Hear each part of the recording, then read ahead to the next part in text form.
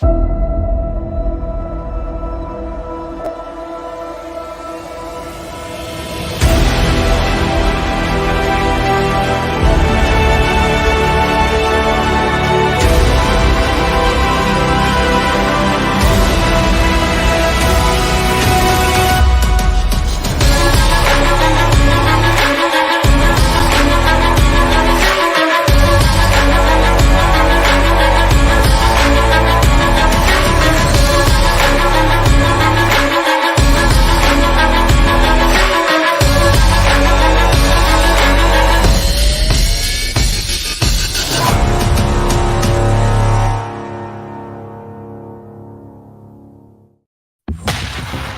the Black Swan Media Studios, deep inside a secret underground bunker, we're speaking to freedom-loving patriots from all around the country and the world.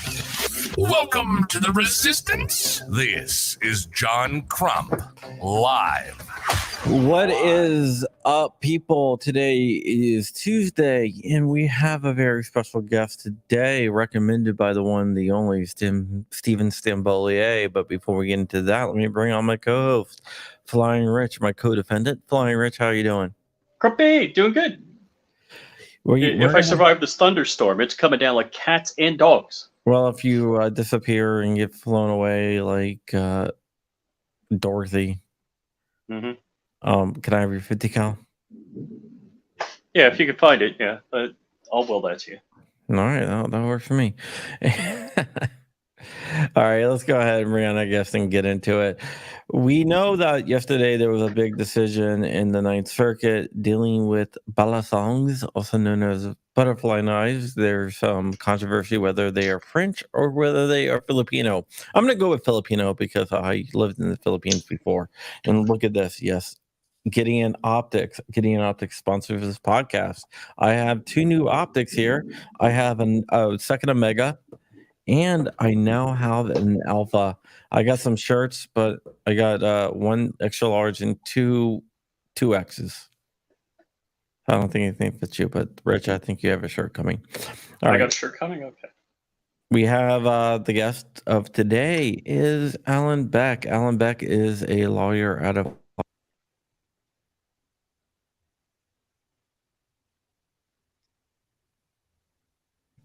I don't know. I got muted. I don't know how much you heard, but we have Alan Beck, who is a friend of the machine gun lawyer, and he is a lawyer in the Ninth Circuit decision, the landmark decision that said balasangs are butterfly knives, whether they are French or Filipino, who knows? But they are protected by the Second Amendment. They are protective arms. So, Alan, how are you doing? I'm doing well. Thanks for having me on, John. So, Alan, is this because of the Bruin decision that this has been reversed, or did Bruin have anything to do with this? Well, Bruin certainly. For some reason, I can't hear anything.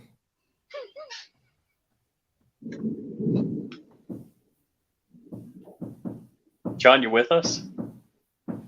There's some type of technical difficulties here going on, guys. Keep on talking among yourself. Okay, so Alan, did Bruin have anything to do with this or not?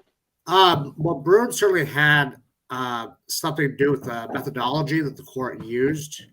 However, we filed this case in 2019, long prior to the Bruin decision, and we were confident that the appeals court would have found that a butterfly knife was both A, protected by the Second Amendment, and B, their ban was unconstitutional even prior to Bruin. The reason for that is ultimately, if a handgun is protected by the Second Amendment and a complete ban on handguns is unconstitutional, both myself and my co-counsel, Steven Stambolier, found that in our analysis that there just simply wasn't a type of government interest that could have been used to justify a complete ban on the ownership of what ultimately is a pocket knife with a second handle. So, right. However, the Bruin analysis did certainly make things easier because now we didn't even have to worry about interest balancing or trying to prove that the government didn't have either have an important government interest in banning these protected arms. And all that was necessary during the course of briefing, in the supplemental briefing, I should say, that was done post Brune, was to demonstrate that Americans have always enjoyed the right to own knives. And in addition to private citizens being able to own knives, they've also been part of America's rich militia tradition since the time of the founding. And even during the colonial era, it was a requirement that militiamen come to muster with knives. So based upon that analysis, I mean, there's absolutely no reason why should be banning a knife that's commonly owned throughout the world, not just the United States. Right. Now, because John and I were talking about the origins of the butterfly knife, is it unique? Because my understanding it's from the Philippines, but is that more of a Hawaii and West Coast thing? In terms of their use, don't listen to Rich. He has no idea what he's talking about. well, let me go into a little bit of history since I think I know what Rich wanted. Yeah, I think he froze up there. Sorry about that. So the balisong or butterfly knife is one that has origins both in the Philippines and in France. And it's a little unclear where it was invented. And in all likelihood, my research indicates it probably was a congruent, evolution. They just were independently invented in both places is more likely, rather than some French guy or some Filipino guy bringing them over to the other country. So, because I mean, it's not that complicated of design that it's impossible to believe that the Philippines and the French independently created. Now, it's not just a West Coast thing. This is the most commonly used knife in the Filipino martial arts. Of course, we have Filipinos all across the United States, and there are non-Filipino practitioners of the martial arts all throughout the United States. However, it certainly is something that is heavily used in both Hawaii, which is 24% either Filipino or partially Filipino, and in California, that due to large influx of Filipinos, especially in our military towns, such as San Diego, where I live, that the gentlemen have come here from the Philippines have brought their cultural weapons with them.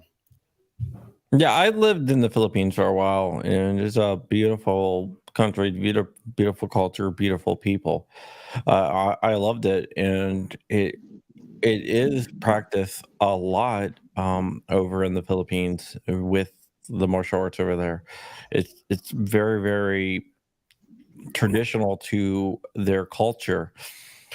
But I'm going to concentrate on a misnomer that a lot of people have, is that the Second Amendment, the right to bear arms, only applies to firearms, which is absolutely wrong. Can you speak on that at all? Well, it's right in what you said. I mean, it's a right to keep and bear arms. It's not a right to keep and bear firearms. And the Supreme Court in the Heller decision, and in many 19th century opinions prior to the Heller opinion, spoke of what an arm is. And an arm is essentially any bearable weapon. It's in the most traditional sense, is the weapons that you would bring to your militia service, and and so that encompasses, but the literal meaning of the word during the colonial era is something where it was just simply any weapon or armor that you could carry upon your person. So that it not just encompasses weapons are bearable, and it also encompasses armor. And something that Actually, myself and my co-counsel in this case, Stephen Stambolia, were able to demonstrate in prior litigation. This also applies to tasers. The Supreme Court illustrated that in the Saitano opinion, and we were able to follow up on the Saitano opinion with victories in 4 states and about a dozen cities. Nice. Legalizing tasers. There also have been. We also have a challenge in the state of California in the Southern District from Judge Benitez, challenging California's complete ban on batons. And a case I did in Hawaii with another attorney. We just recently came into a consent decree with the state of Hawaii on their ban on the carry batons. You could own them in your home. You could not carry them. And the Connecticut Supreme Court, and that was just this year. Everyone's very happy carrying their batons around and their tasers because of us. And the Connecticut Supreme Court has very expressly spoken on this issue in regards to both dirk knives and batons. It's at the end of the day, it's you have to think at a bare minimum, it's going to be the arms, the weapons, and equipment that you are expected to bring to a militia muster. And both then during the colonial era and to this very day, knives are part of the regular military gear, and it's just something as a definitional term too. The word arm just simply refers to all weapons and all armor that that individual would use. But I want to be clear that this excludes cannons because you could never own a cannon and cannons aren't legal, right? He's talking about the Joe Biden thing. Well, yeah, it's that's a deeper conversation. I'm hopeful to someday be able to convince a federal court of that. But for the time being, we're going to focus on, the smaller weapons. Okay. Okay. Here's a question for you. Stephen also is licensed in Hawaii. Do you think he got licensed in Hawaii just so he can go to Hawaii and take a vacation? Oh, Stephen is actually not licensed in Hawaii. He was working underneath my license as a guest attorney. Okay. And, do you think he was doing that to get a vacation? I am telling you right now, it is just surprising how little of Hawaii that man has seen. Myself, I have family in Hawaii. I enjoy going there and visiting quite a few friends. Stephen, he sits in his hotel. He gets pizza. And look, I'm assuming here that he studies, the federal rules while we're there, because I have literally never seen him go to the beach once in all the cases we've done together in the state of Hawaii. Oh, wow. I've actually talked to him, and I was like, man, you're in Hawaii. That must be great. He's like, I don't leave my hotel room. Yeah, we interviewed him last time from the hotel room. Yeah, he's like, I haven't left my hotel room, and then I won't leave my hotel room unless I go to court or I'm going back on the plane. Yeah, I have more than once offered to show him Hawaii's rich beaches and outdoors locations, but he just maybe one of these days we'll talk him do another case. Yeah, so you've also done a stun gun case. The stun gun case with them, right? Well, we've done. I don't even know how many stun gun cases I've done. A lot of stun gun cases. Yeah, we've done. We overturned bans in New York. Ron, I will answer that question after I've done. But we've overturned bans in New York, New Jersey, Hawaii, and Rhode Island State on stun guns and tasers. And then sorry, it's my lawyer. Sorry. Keep going, Alan. And then quite a few cities, New Jersey, Annapolis. It was like a dozen cities. I honestly don't remember off the top of my head. because some of them we filed lawsuits, some of them we just wrote demand letters to. But that was a big part of our work. We started off doing machine gun cases together, actually, and after maybe the federal court system wasn't quite ready to overturn the Hughes Amendment, so we decided to go back to the tasers for the time being. Let's see. To answer the comment that popped up, well, it's unconstitutional. Is what? Yes, Ron. What New York is doing is unconstitutional. I mean,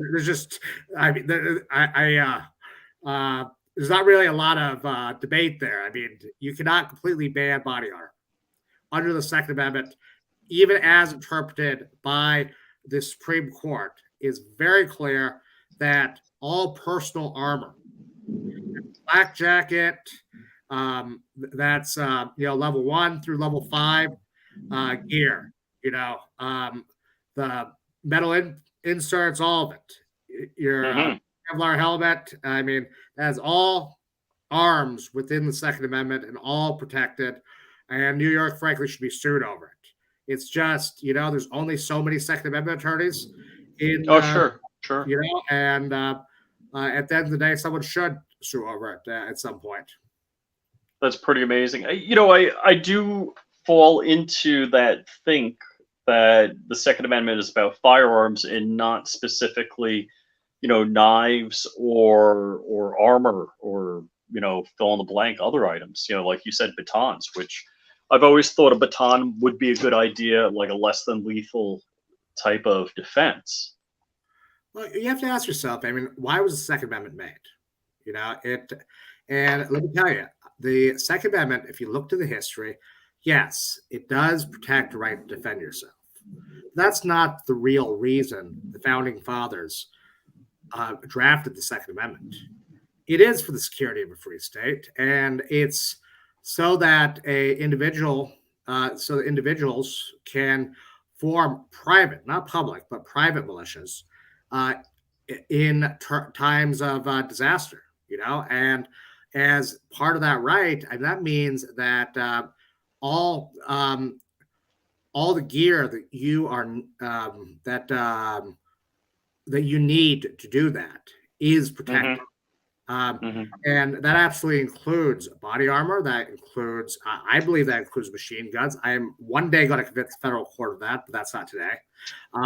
That includes suppressors, which Steve and I are challenging in the Illinois courts. That is a whole range of things. I mean, what's the, it certainly isn't I have personally held the handgun at issue in the Heller opinion. Dick Heller, I had a chance to meet him, and that was a 8-round revolver of all things, 22 caliber.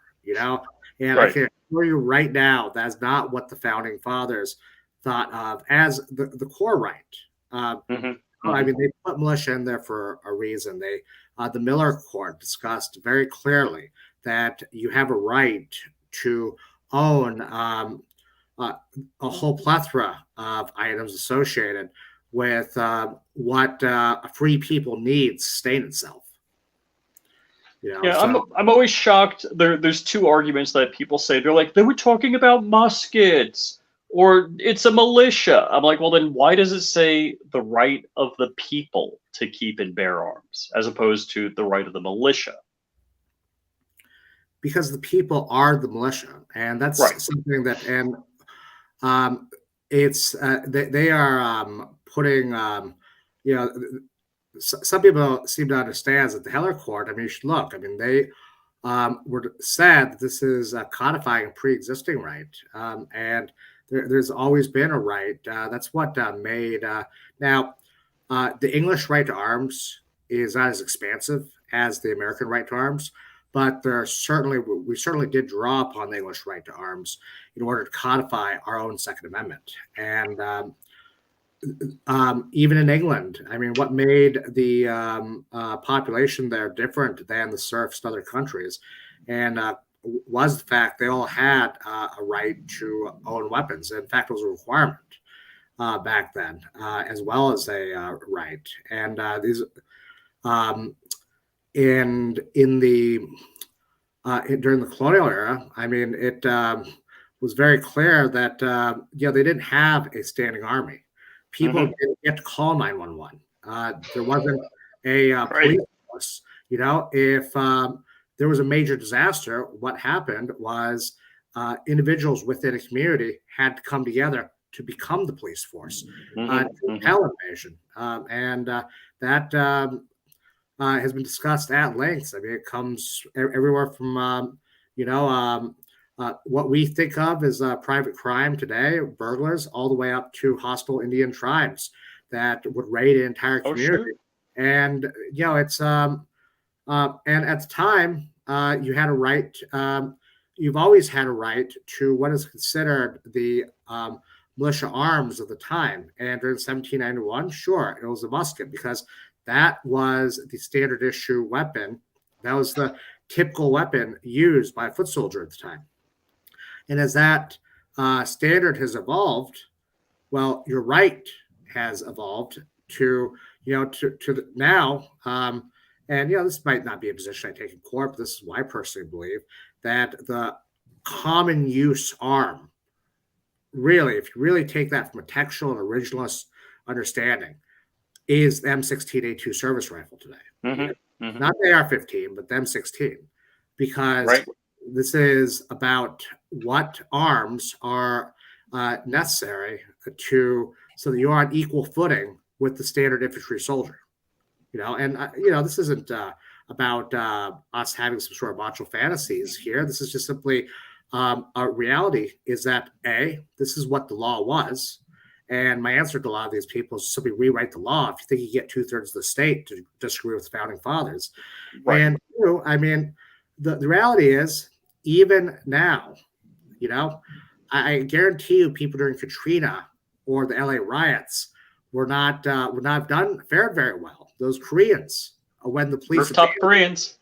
We've not done too well if they needed a minute to reload, No, they wouldn't. Well, I find it amazing. There's video of them going door to door and confiscating weapons after Katrina.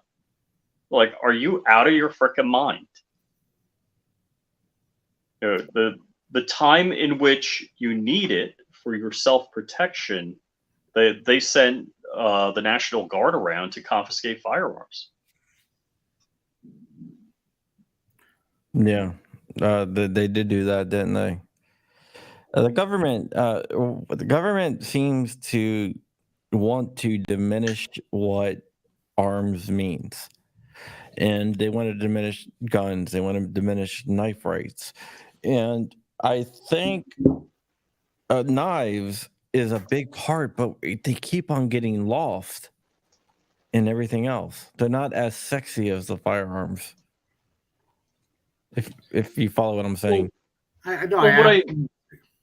I find it interesting, like how many states. So Florida, there's preemption. If it's, I got a concealed carry permit in Florida, and it's good for the entire state. That's not. I think it's though. Right. That's kind of crazy. That if you go through, a state, could it be county or town, like you were saying with tasers? That's kind of nutso.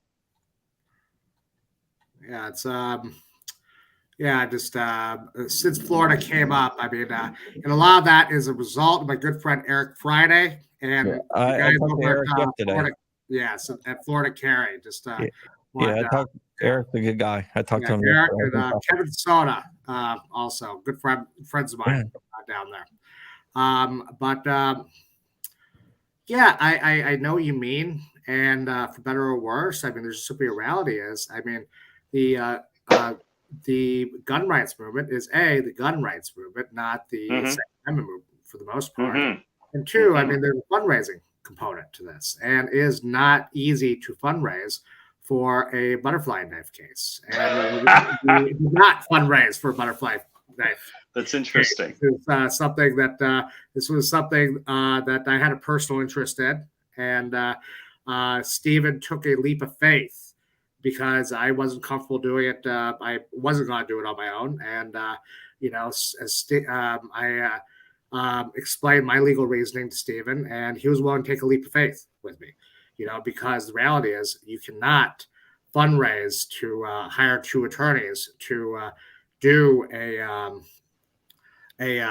butterfly knife case. And the reality is the NRA and all the other gun groups, they need to pay their attorneys. And obviously cases like tasers and knives and batons, I mean, these are things that are going to be overlooked because at the end of the day, it'd be...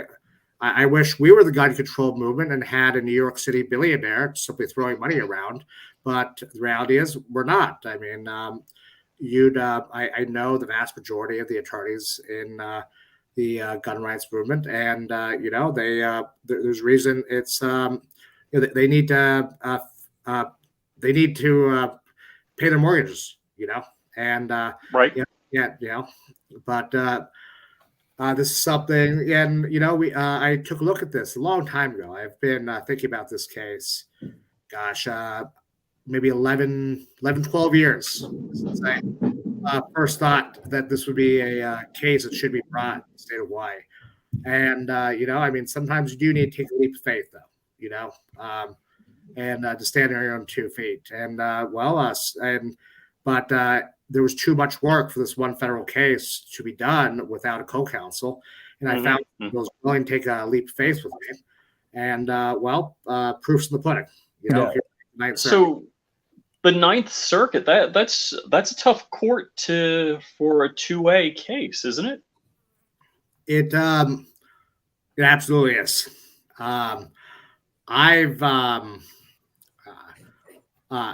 So far now I've won, probably won over a dozen cases in Second Amendment cases in Hawaii federal trial court because they've been. I've sued over a host of extremely egregious things over the years, that be technical. Some of my wins are also consent decrees, but the Ninth Circuit itself has never actually ruled in favor of a Second Amendment case. Oh, wow. Wow. Judge Van Dyke wrote in the, what was it? The dissent from the en banc in Duncan, the California magazine case. And he counted all up. I think at the time he said they'd ruled against 51, I want to say, Second Amendment cases. That's a little bit, that's a couple years old now. But times are changing. I mean, Stephen and I did the Young v. Hawaii case. That went to the U.S. Supreme Court. Thankfully, we were able to reverse the Ninth Circuit. And that was we went back and we were able to successfully settle the case on behalf of our client. There's now with Bruin, and the fact that this is a butterfly knife case. This is not a firearms case, so it's less politically charged. We're pretty confident that that went to why we won from the 3-judge panel, but 2, some of the cases that have failed in front of the 3-judge panel are going to have gone en banc, and en banc is what's technically called limited en banc in the Ninth Circuit, and what that means is en banc is in front of the full court. Yeah. In French or full court. I don't speak French. This is just what I've been told.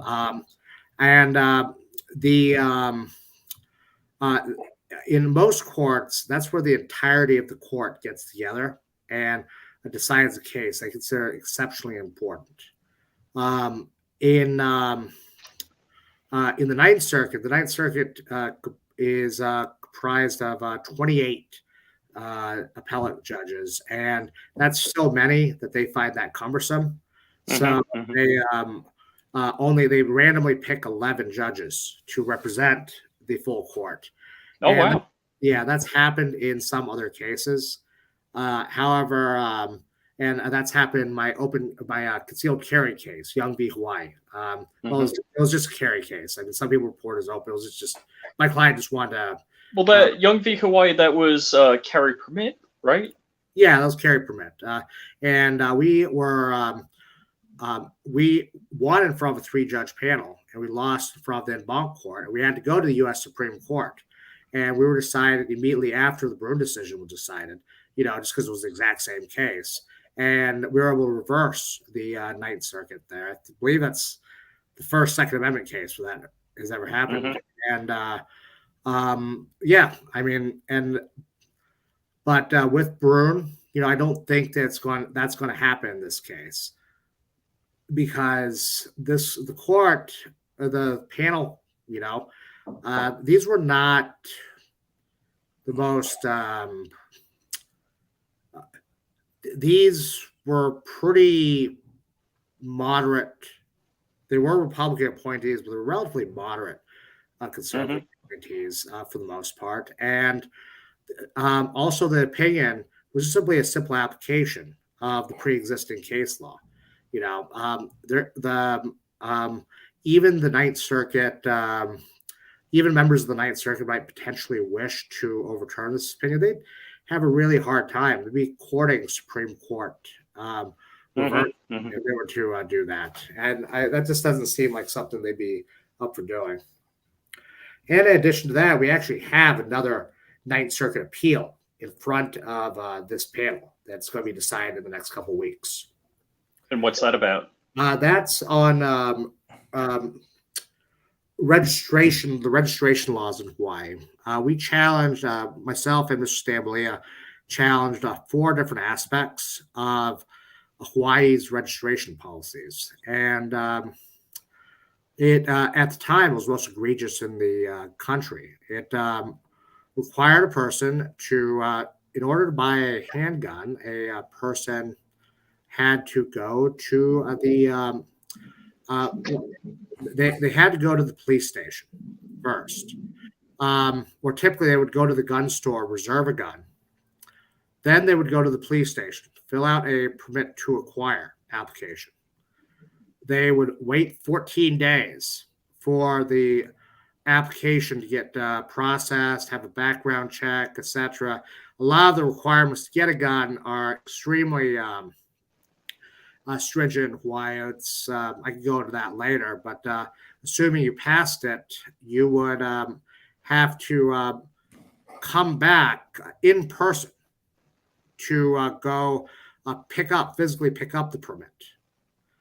After that, you had 5 days to go pick up the firearm at the gun store.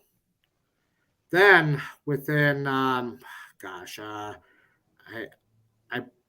with another 5 days, you would need to come back to the station physically with the gun to have it physically inspected and to finish the registration process. Wow. It had to be done between the hours of, I believe it was 9 or 1:30. Oh, no way. No way. Yeah. Or that's 4:30, 9 and 4:30. So during working hours, but a lot of times it was not all those hours that were open. So we brought a lawsuit saying that I had Monday through Friday. So most people had to take time off work in order to find time. And so we sued, 1, to get the police station open later. 2, we asked them, why can't you just email the permit to people instead of making them take half a day off work, wait in line for 2 hours, in order to physically come pick up the permit. 3, we challenged state law and the fact you had to get the physical inspection of the firearm. And then the permits for a handgun were only good for 10 days after you picked it up, or else it went void. Wow. So we won on all those issues in the trial court. Oh, wow. 2 of those were county policies, and we settled on that. The counties didn't want to deal with it, so they threw in the towel. They're open later, and they came up with this idea that they could email the permits. And truth be told, a lot of this was just the way they'd always done things. They didn't realize that it would take their IT staff not a lot of time to set up the email system. They just, that's a big problem with government in general, especially in Hawaii, is, they do things. This is the way they always do things. And government gets bigger. It never gets smaller unless you bring a lawsuit where you get a lot of private citizens involved. And then there were the 2 state laws, and the federal court issues injunction saying, the 10-day requirement was ridiculous, especially in light of the fact that a rifle permit, and that includes AR-15s, which are legal in Hawaii, was good for a year. Oh, wow. Permit only good for 10 days. Now, there's some real issues. Like, what's going on there? There's no rationale for that. You can't in one day say all the mass shootings are because of the AR-15, but then say the next day that a 22 caliber handgun is the cause of all the crime in America. So, depending on how we're feeling, we're going to penalize one firearm over another. And the DC Circuit had already issued a very similar opinion, striking down the registration requirement. Because, look, if you buy a gun at FFL, if this FFL sells you a automatic weapon, some other illegal, they're in a lot of trouble. Right. The ATF is going to get them in a whole heck of a lot of trouble. And I represent FFLs, and there are a lot of there's a lot of safeguards in place, and yet the state of Hawaii did trust the FFLs. The fact they're under ATF surveillance, they didn't trust the individual to fill out paperwork properly at the end of the day, and submit it. Instead, they need to physically inspect each and every single weapon that is purchased in the state of Hawaii. That just didn't make sense. So the judge found our favor, and especially in light of the fact that they had to get all this done. I don't remember exactly, but I want to say it was like a 3-week, maybe a 3-week period, maybe a month, where you need to be able to take 3 days off work. That's difficult. Yeah. That's just not, that's burdensome, and you got to do this during working hours, and that discourages a lot of hobbyist shooters from purchasing firearms. In fact, the group that's most discouraged are new shooters because, they're just not as committed to it. I mean, they might try out, but they're not going to put their work in jeopardy to go purchase their first firearm. Or, it's a financial impediment. They talk about voter IDs and you got to give them away free. But if, I'm a consultant, I'm an IT consultant, if my butt isn't here facing that way at my computer working, I don't get paid. So if I have to take half a day off, that's a good chunk of change. Yeah. And, that's what they're trying to do. I mean, all the system was a system designed to lower the number of gun owners in the state of Hawaii. That's all it was. There was no public safety issue. And this is why I know, because we said, let's see it. Let's see your evidence. This was before Bruin. We'd like to see your evidence. The judge was like, well, we'd like you to see your evidence. That this is actually making people safer. They could not produce any evidence. They couldn't produce an expert. They just said this parade of hypothetical horribles that potentially could happen. And we won prior to Bruin on that, under intermediate scrutiny, which, I'd like to think I'm a good lawyer. And Stephen certainly is a good lawyer. But there are other good lawyers in the Second Amendment field. There's a reason that we consistently win in Hawaii, and some of that's because we're very good lawyers, but some of that's also because they have extremely nonsensical laws. Laws are designed for no other reason than to artificially limit the amount of people they're excised of their Second Amendment freedoms. Mm-hmm. That's the second case that's Right. before the Ninth Circuit. And because we won prior to Brune under intermediate scrutiny in our trial court and state of Hawaii that is appealing, I'm very confident that the Ninth Circuit is going to see this our way. And Wow. if it doesn't, well, guess what? For one thing, it'll create a circuit split with the DC Court of Appeals. And that will make it cert worthy. That's the number one reason cases go in front of the U.S. Supreme Court, is because there's a split between the circuits or a state Supreme Court. And that's a real issue right there for the state of Hawaii. I mean, if by some, if we win this, are they going to want to ask the U.S. Supreme Court, and it's based upon its current composition? I'm highly skeptical. Oh yeah, yeah. That's one of the reasons why I'm very surprised that the ATF is pushing the frame and receiver rule to the Supreme Court, because that I would say, hey, now is not the right time for that. I would wait. Hopefully, you get a change of judges. If I was the ATF playing devil's advocate, I would wait for more liberal judges to be on the court that would find in my way. Yeah, I mean, I think there's a pretty big political component to a lot of these decisions. I mean, they have to show they're doing something, rather than it's not always the attorneys are making calm, reflected decisions on things. But there's I filed a case on Friday, and if you don't mind, I'd like to tell you about. Sure. So I have two clients in this butterfly knife case: Andrew Teeter and James Grell. James Grell lives on the Big Island of Hawaii, which is technically Hawaii. It's Hawaii with that's his name. That's why it's called the Big Island, because it would be confusing. It's confusing when everyone calls it, but it's the county of Hawaii, which and he post Brune. He was after the Young opinion got remanded down. The Big Island was the first county in Hawaii to start issuing, because they knew it had to.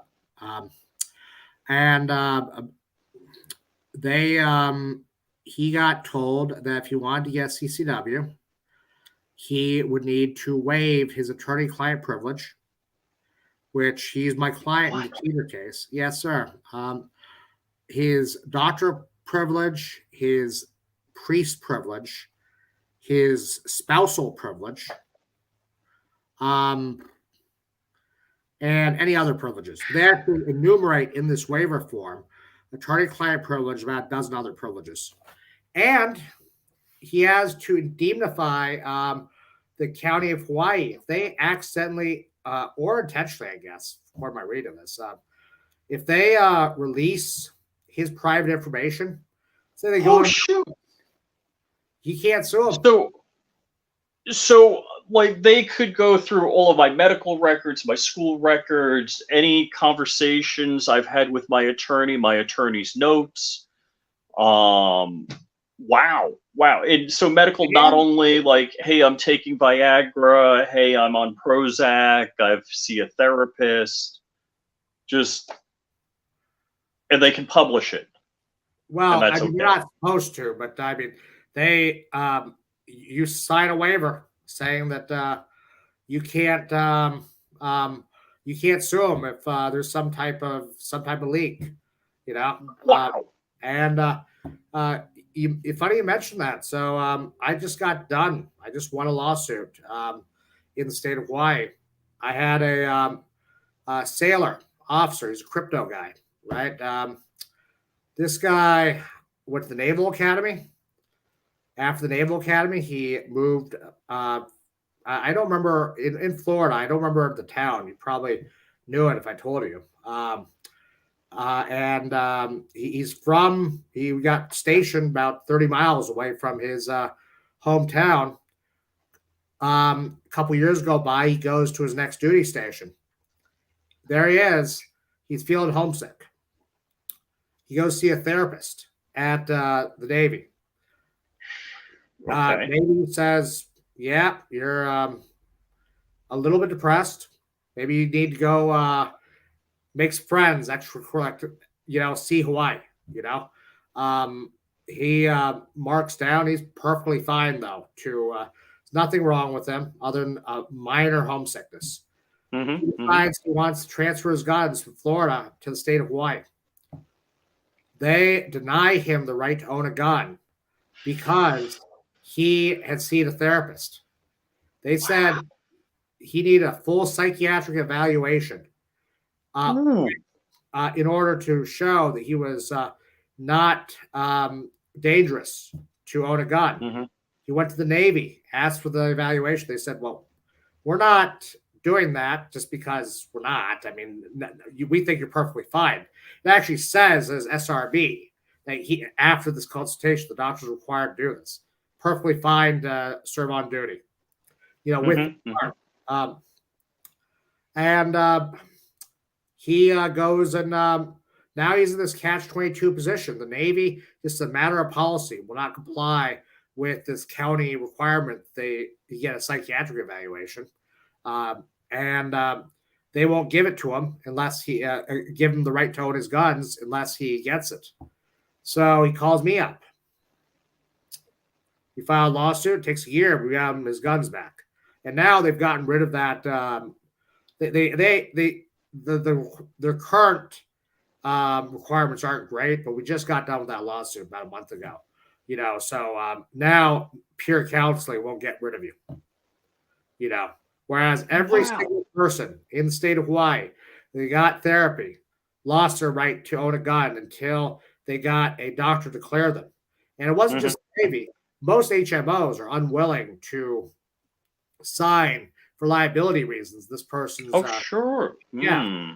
So you'd have to go out of plan, pay a considerable amount of money to have a doctor do a psychiatric evaluation on you that's never seen you before. So it's a lengthy process.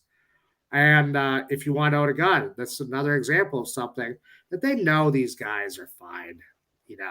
They know that the guy that went to a therapist twice for homesickness is not dangerous. They know that this is not constitutional, but they don't care because what they're trying to do, they don't like firearms. Simple as that. And they want to make sure that as few people own firearms. That's and I'm very surprised. I mean, it's very ineffective that if you're going after one person at a time that way, but it just seems to me that the Democrats, I'll steal, was it a phrase from Reagan, 1,000 points of light? It's like 1,000 points of evil trying to take your guns away. Every possible way, like suing firearms manufacturers by making it difficult to, purchase, possess, transport. They're going after you every stinking way they can. Yeah, you know what? Paraphrase Reagan, liberty is a fragile thing. It's at a time only one generation from being extinguished. And, I mean, it's bottom line is we have to fight for American freedom. I do free speech law. I see that stuff under attack. I do a lot of other stuff where I see our rights as Americans, which we've had since the founding of this country, under attack. And the reality is, I mean, we should be grateful. We have a federal court system in general, where we can go in and try and have our day and actually work for it because, it's the truth be told is the day that you can't go to court and try and vindicate your rights, that's when you need the Second Amendment. So right now we need to be proactive about it. Keep fighting in court. Keep pushing. Keep going into our legislature's offices. So make sure these laws don't go into place. Because by the time you need me, you are honestly, that's a many-year process that could have been stopped by going to your legislature. So the truth is, these national organizations are not the best location to in terms of stopping things in the legislature. I mean, I'm not saying anything bad about the NRA or GOA. I'm just saying, as a practical matter, yes, go be a member of GOA or the NRA or any of these other groups, but the Second Amendment Foundation. But you need to be active in your local chapter. I've spent past decade working with Hawaiians to help form a gun rights movement over there. And, the number one thing is just showing up to the legislature. You don't have to be anybody special. You don't need to be a historian. You don't need to be a lawyer. You don't need to be a firearms expert. You just need to be a law-abiding citizen that's willing to take a stand for their rights and show up, just a few hours when law is being passed. Say something. It doesn't matter other than, I don't want this law to pass. As long as they see you there, in their mind, body count. You're not just a voter. You represent 500 voters or 600 voters or 1,000 voters that weren't willing to show up that day. So you bring 10 of your friends, they care about that because that represents, many thousands of people that in the voting booth. And that's something we've seen. Why we've killed a lot of bills the past few years. It's and that's just simply because we will get a few dozen people together to show up at the Capitol building, submit testimony. Maybe a couple hundred. Best case scenario, we stop laws for an entire state. And what better use of a afternoon that most people here have than to stop, to preserve American freedom for your generation, so you can pass it on to your kids, pass it on to your friends' kids. So I'm, I'm a big. That's something you just should look into. If you're watching this right now, you've never thought about it, you never heard of your local state organization. Well, you're on a computer. It's time to Google. Find. Absolutely. If you're in Florida, Florida Carry. If you're in Hawaii, the Hawaii Firearms Coalition. And each state has these groups. And to be honest, they're more effective than national groups.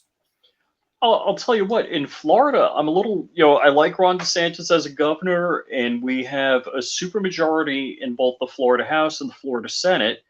And the only thing we didn't get constitutional carry, we got permitless concealed carry. And I'm like, really? I mean, what kind of joke do you think this is? It just seems like permitless concealed carry was the perfect thing to make both sides mad at you.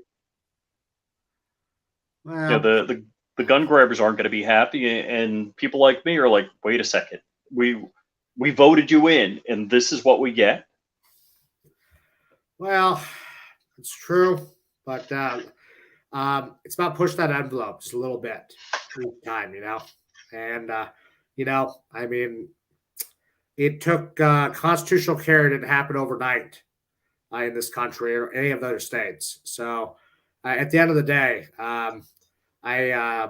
you latch onto this. I hear what you're saying, but the fact that you're able to get something in the right direction builds momentum.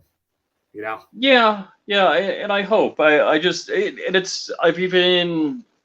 want to name the name, but there's gun shops that are like, oh, you don't want people open carrying or constitutional carry.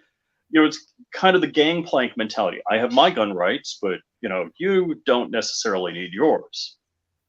And I'm like, no, that's not how it works.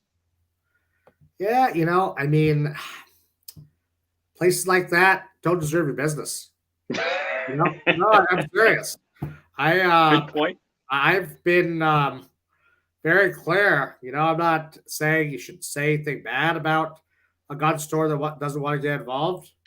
But if you're a not just Hawaiian gun owner, but a Hawaiian constitutionalist or a Hawaiian Second Amendment supporter, you need to remember who showed up, and you need to support that, Good point. One of my clients in the registration case owns a gun store. He put his neck out there, and I tell people, well, you better be buying your guns at his place, buying your ammo at his place. Yep. I mean, Good point. I mean, a lot of these people, they just put their finger up in the wind. They're not willing to take a stand. And, well, I mean, you need to incentivize good, Good point. A little bit of carrot, a little bit of stick. Yeah, So we're winding down. We've got a few minutes left. I was curious about your origin story. When did you become a firearms focused attorney? Gosh, in 2011, I had a friend of mine want to. No one had been willing to file a lawsuit in Hawaii on the CCW requirements, and there was the NRA and staff both had lawsuits in California. It was the Peruta case, the Richards case. And, I was talking to a friend of mine, and we went to the gun rights of NRA and staff, and they just simply weren't interested in doing a case in Hawaii. I mean, I'm not casting, I want to be clear, I'm not casting any type of aspersions. As they have limited resources. Well, at least staff does. I don't know as much about that NRA. We went and we had a client, and we went back and we asked them to many of the major groups, would you be willing to take this case? So we've teed it all up. We've got a complaint. We've got a client. And we'd like the state of Hawaii to be involved in this national conversation. And we were told no. And we actually, quite frankly, we were told more than once, and we prefer that you don't do it because we think you're going to screw it up and create bad precedent. And, shoot. Well, and I remember saying more than once, well, yes, and that's why you should help us. Yes, good point. Yeah, and let's say there was some, I'm not going to repeat everything on air, but let's just say we ended up filing our lawsuit on our own. I just felt very strongly that the state of Hawaii should be involved in this national litigation scheme, and why should it just be the one American state simply deprived of the Second Amendment, not involved in what was happening nationally in every other gun control state, So after that, I kept filing cases, and that was 2011, so it's been quite a while now. Oh, very good. And thank you for your service. This is very important. It's very important to all of us. I'm going to give you the last word. In case anybody's noticed, John has been popping in and out. He is actually working on a fairly big and important story. I think we're probably going to hear about it tonight on DLD After Dark show. So I believe John is going to be Dark's guest tonight. And if the story breaks, that news is going to be there. Alan, what are your final words? How can we support you? How can we follow you? Well, I have a Facebook page. If you want to just look up Attorney Alan Beck, you can just follow I just put up stuff about my work on there. And if you want to support me, I'd request that you join the Hawaii Firearms Coalition. You just do a Google search for that. Hawaii Firearms Coalition. I mean, they do a lot trying to defray the costs. And that's, it's, we're a pretty small organization. So any type of membership or donations really would help a lot. So is it hifico.org? That's correct. FICO.org. Okay. I'm dropping it in the chat here. Cool. That's great. Hey, thank you so much for coming on. I'd love to have you on again because you're very knowledgeable and you got a broad background in not only firearms, but the complete Second Amendment. Well, thank you for having me. All righty. All right, guys, we're taking off. Thanks.